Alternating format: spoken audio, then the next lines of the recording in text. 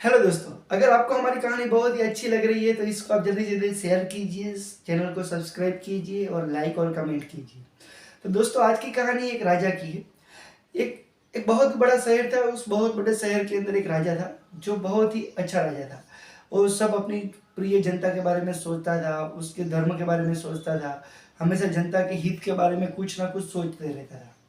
और ये राजा भगवान का भजन भी बहुत ही करता था और अपने इष्ट देव की पूजा कर रहा था। और बहुत पूजा करने के बाद अपना उसका इष्ट देव, उनका जो इष्ट देव थे, वो उनके सामने प्रसन्न हुए और राजा को बोले कि मांग राजा, तुम्हें जो भी चाहिए वो मैं देने के लिए तैयार हूँ। तो राजा ने उनको बताया कि प्रभु, आपका दिया हुआ सब कुछ मेरे पास है, मुझे अभी और कुछ भी चीज नहीं चाहिए। लेकिन फिर भी भगवान ने बोला कि कुछ तो मांग लो। तो फिर भी राजा ने थोड़ा सा पहुँच लिया, थोड़ा सा सोचा, क्योंकि हमेशा वो सोच के काम करता था। तो फिर उसने सोचा और प्रभु को बोला, ठीक है प्रभु, अगर आप बोल रहे हो तो मैं आपसे एक ही निवेदन करता हूँ कि आप मेरी सारी प्रजा को दर्शन दीजिए, मेरी पूरी प्रजा को आप आशीर्वाद दीजिए। तो प्रभु ने बताया कि ये तो संभव नहीं है। लेकिन उसका बहुत थोड़ा सा जिद करने के बाद भगवान को अपने भक्त के सामने झुकना पड़ा। तो उसी तरीके से वो झुके और उन्होंने अपने राजा को बताया, ठीक है राजा, तुम इस पहाड़ी पे आ जाना, मैं उस पहाड़ी पे से तुम्हारे सारे प्रियजनों को और तुम्हारी जनता को मैं दर्शन दूंगा। राजा बहुत ही खुश हो गए और राजा ने शाम को पूरे नगर के अंदर एक ढंढोरा पीट दिया कि कल हमें इस पहाड़ पे जाना है, वहां पे भगवान हमें दर्शन देने वाले हैं। सब लोग बहुत ही खुश हो गए। राजा ने अपने प्रियजनों को बोल दिया, नगरजनों को बोल दिया, अपने सारे मंत्रियों को सबको बता दिया।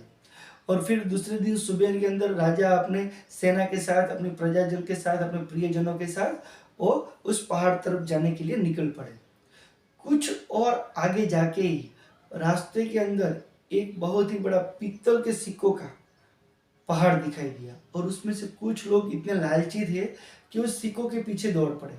राजा ने बताया, नहीं, तुम लोग वहां पे अपना ध्यान मत डालो, हम भगवान का दर्शन करने के लिए जा रहे हैं, तो इस छोटी मोटी चीजों के अपने अंदर अपना ध्यान मत दीजिए। तो कुछ लोग उस सिक्कों की तरफ चल बसे। कुछ और आगे जाने के बाद बीच में एक चांदी के सिक्कों का पहाड़ दिखाई दिया। और फिर जो कुछ लोग बचे थे वो लोग उस पहाड़ की तरफ दौड़ पड़े। राजा ने बताया, फिर भी आप लोग वहां पे मत जाइए, हम लोग भगवान का दर्शन करने के लिए जा रहे हैं। आपको क्या पता, इन सब चीज भगवान से के सामने कुछ भी इसका मोल नहीं है। तो वो लोग भी चले गए। राजा फिर से आगे बढ़ा। आगे बढ़ने के बाद एक सोने का पहाड़ दिखाई दिया, सोने के सिक्कों का पहाड़। उसके राजा के जो प्रियजन थे, जो राजा के ऊपर बहुत ट्रस्ट करते थे, जो राजा के मंत्री थे, वो सब लोग भी उस सोने के पहाड़ की तरफ चल बसे। उन लोगों ने बताया, फिर ऐसा मौका मिले ना मिले, हम इस सिक्कों को समेट लेते हैं, भगवान को तो हम बाद में भी मिल लेंगे। इसी तरीके से अब राजा और रानी दोनों बच गए। राजा और रानी दो कुछ देर आगे बढ़ने के बाद राजा ने बताया, देखिए लोग कितने लालची है, लेकिन हम तो भगवान का दर्शन करने के लिए जाने ही वाले हैं। रानी भी बोली, ठीक है, हम आगे बढ़े। आगे बढ़ने के बाद सप्तरंगी हीरो का पहाड़ दिखाई दिया। फिर तो रानी भी खुद को नहीं रोक पाई और राजा ने बहुत रोका रानी को, लेकिन रानी फिर भी उस सप्तरंगी हीरो के पहाड़ की तरफ दौड़ पड़ी। रानी ने भी कुछ हीरे समेट लिए और अभी भी उसकी प्यास नहीं बुझी थी, तो अपनी साड़ी निकाल के कुछ हीरे साड़ी के पल्लू के अंदर भी बांध दिए, जिसकी वजह से वो साड़ी थी वो अपने उससे देह से अलग हो गई। लेकिन फिर भी राजा सोच में पड़ गया ये कैसे लोग हैं।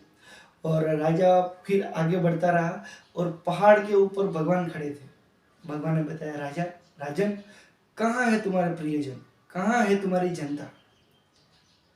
और राजन ने बहुत ही सर झुकाते हुए कहा, प्रभु मुझे माफ कर दीजिए, ये लोग आपका दर्शन करना इनके नसीब के अंदर नहीं था। भगवान ने बताया कि राजन, बहुत सारे लोग भौतिक चीज वस्तुओं के अंदर अपना ध्यान डाल देते हैं, इसीलिए उनके नजर के अंदर मेरा मेरा जो आशीर्वाद है उनको प्राप्त नहीं होता है।